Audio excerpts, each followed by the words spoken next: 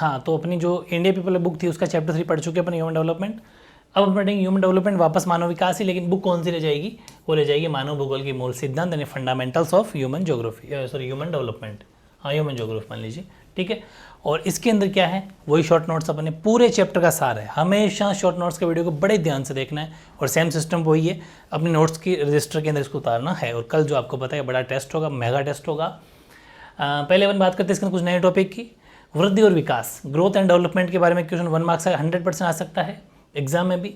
तो इनके बारे में बेसिक चीज़ें ये है, दोनों की कॉमन चीज़ तो ये, एक तो एग्जाम में ये आ सकता है कि वृद्धि और विकास दोनों में समानता बताइए, एक एक समानता। तो अगर एक समानता पूछे, समानता का मतलब कुछ इक्वलिटी, दोनों में इक्वल चीज़ क्या है, समानता, इक्वलिटी की पूछे अगर, तो इक्वलिटी क्या रह जाएगी, इक्वलिटी रह जाएगी कि दोनों ही समय के संदर्भ में परिवर्तन को ही इंगित या दर्शाते हैं, इंगित करते हैं, दर्शाते हैं। यानी कि both growth and development refer to changes over a period of time, दोनों पीरियड ऑफ टाइम को दर्शाते हैं। एक चीज़ तो ये तो हो गई सिमिलरिटी, मतलब जिसको अपन कह सकते हैं कि ये तो दोनों में इक्वलिटी हो गई, समानता हो गई, ये दोनों तो सेम है, दोनों में जो सेम चीज़ है। दूसरा जो डिफरेंस है दोनों में, जो इसमें वृद्धि में है ना, वृद्धि यानी जो ग्रोथ है उसमें मात्रात्मक और मूल्य निरपेक्ष होता है, ठीक है। यानी ये जो वृद्धि है वो क्वांटिटेटिव एंड वैल्यू न्यूट्रल होती है इसके अंदर, जबकि ऐसा इसमें डेवलपमेंट में, ग्रोथ में नहीं, सॉरी डेवलपमेंट यानी विकास में नहीं होता, ठीक है। ये मेन दोनों में, ये तो अंतर हो गया, ये दोनों में समानता होगी, ठीक है।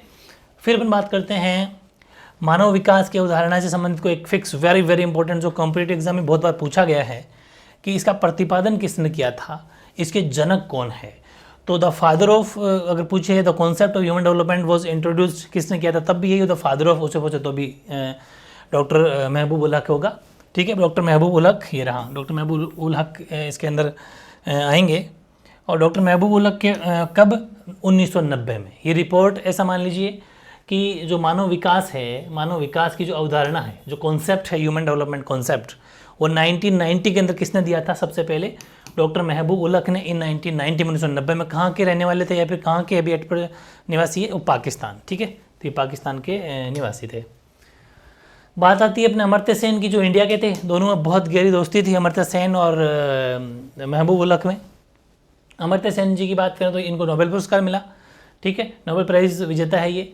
और रिपोर्ट जो इनकी, जो मानव विकास की रिपोर्ट दी थी, उनका मेन जो ऑब्जेक्टिव या मेन उद्देश्य, जो या मेन पर्पस बोल सकते हो, जो मेन पर्पस था, वो मेन पर्पस था स्वतंत्रता में वृद्धि, यानी कि इंक्रीज इन फ्रीडम, या तो ये बोल दो, या फिर इसके दूसरे शब्दों में क्या, कि परतंत्रता में कमी, यानी कि डिक्रीज इन यूनिफ्रीडम। बात एक ही है, या तो परतंत्रता को कमी कर दो, स्वतंत्रता को ऊपर कर दो, बात एक ही, दोनों ही लिखना है।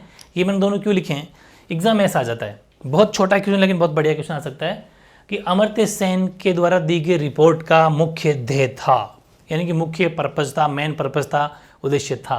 फिर ये कह देंगे स्वतंत्रता में वृद्धि, यानी कि इंक्रीज इन फ्रीडम, ठीक है, स्वतंत्र वृद्धि हो गया।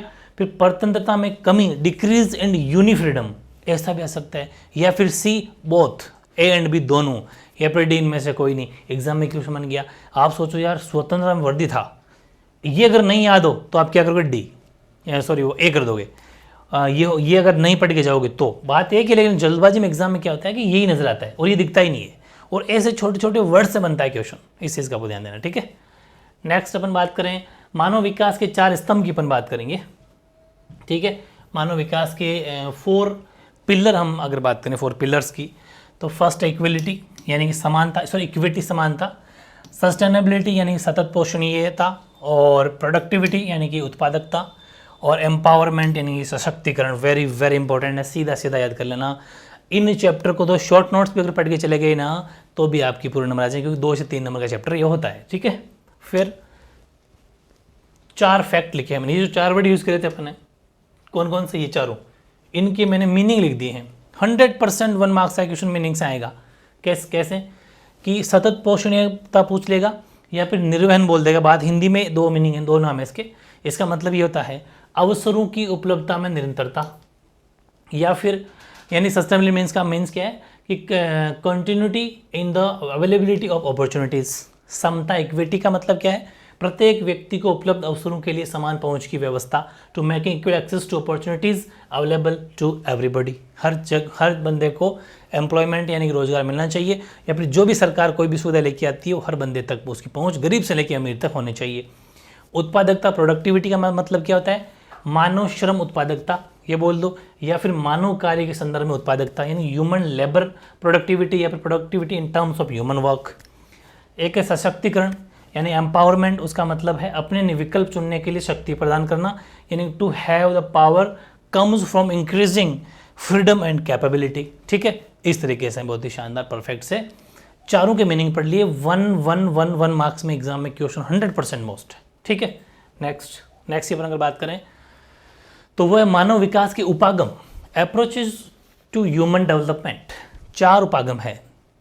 देखो मेरी बात फिर सुन लेना, ये अपन जो पढ़े थे ये थे मानव विकास के 4 स्तंभ, 4 पिलर्स, और ये हैं 4 उपागम यानी कि 4 अप्रोचेस। चारों में दोनों में फर्क है।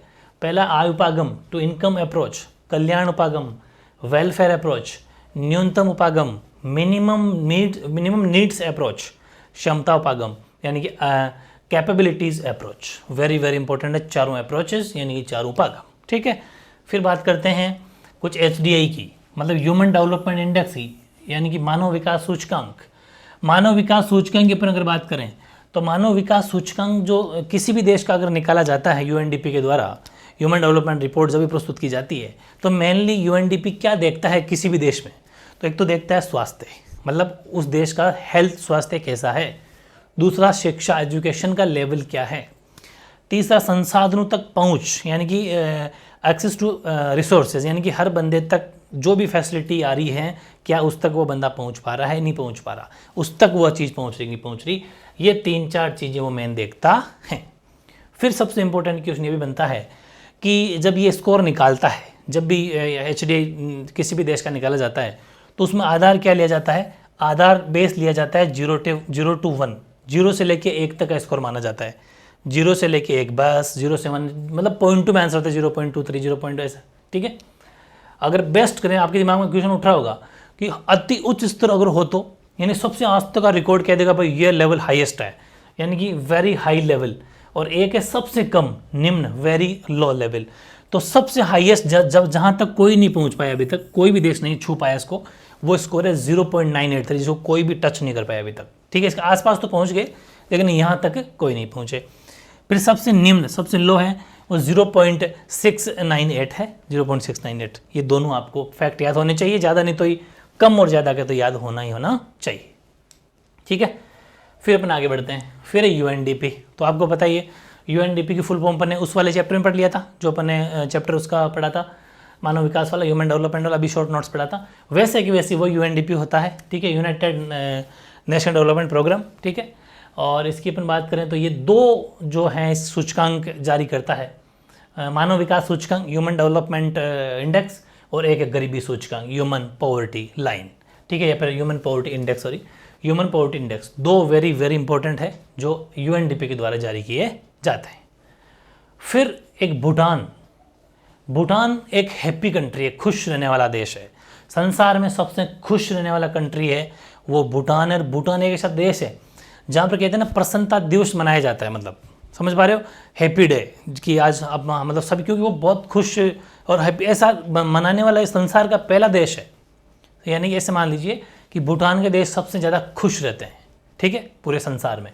तो विश्व में एक अकेला देश है जिसने सकल राष्ट्रीय प्रसन्नता, वेरी इंपॉर्टेंट, सकल राष्ट्रीय प्रसन्नता, ठीक है, यानी ग्रोथ नेशनल हैप्पी जो बोलते हैं, वो इंडेक्स जारी किया है, को देश की प्रगति का अधिकाधिक माप घोषित किया है। यानी कि Bhutan is the only country in the world to official proclaim the growth national happiness. ठीक है, यानी कि GNH, वो भूटान है एक ऐसा देश है जिसने, जैसे अपन बाकी ये तो सब अपन भी करते हैं, लेकिन भूटान एक ऐसा देश जिसने GNH, ठीक है, फुल फॉर्म भी आ सकती है भाई GNH की।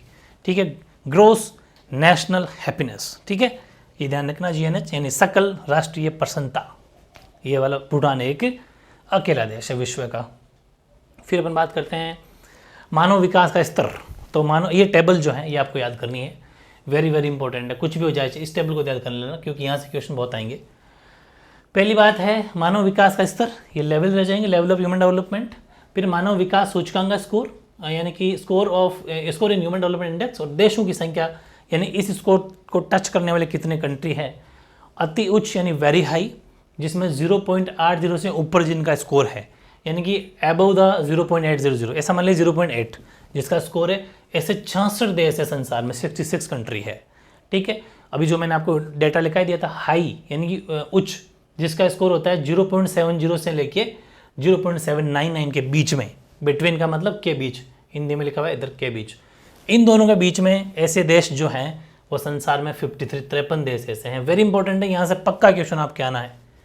मीडियम यानी कि मध्यम मानव विकास स्कोर वाले जो देश हैं, जिसका 0.550 से लेके 699 तक के बीच में स्कोर है, ठीक है, ऐसे 37 कंट्री है, 37 देश है। और निम्न मानव विकास स्तर वाले जो लोग हैं, लो कंट्री है जो जिसका स्कोर 0.549 से नीचे है, ठीक है, ऐसे 33 यानी 33 देश संसार के अंदर से है। और ये मैंने आपको बता दिया था कि इंडिया आता है मिड में, ठीक है, हम यहाँ आते हैं। तो भारत की अगर स्पेशल क्वेश्चन पूछे, हालांकि मैंने नोट्स में लिखवा रखा है, लेकिन भारत आएगा अपने मध्यम में, जिसका स्कोर 0.50 से लेकर 0.69 के बीच में जो होता है वहाँ हम आते हैं, ठीक है। ये चीज़ अपन पढ़ चुके। फिर अपन बात करते हैं सर्वोच्च या फिर सर्वोच्च उच्च मूल्य सूचकांक वाले 10 देश अपन ने पढ़े थे, और मैंने कहा था इन 10 देशों के नाम तो आपको याद करना ही करना है। टॉप 10 रैंक्ड, ये रैंक एन हो रहा है भाई यहाँ पर, ranked countries with high value index, संसार के 10 ऐसे देश जिनका जो इंडेक्स है वो हाई है, उच्च है।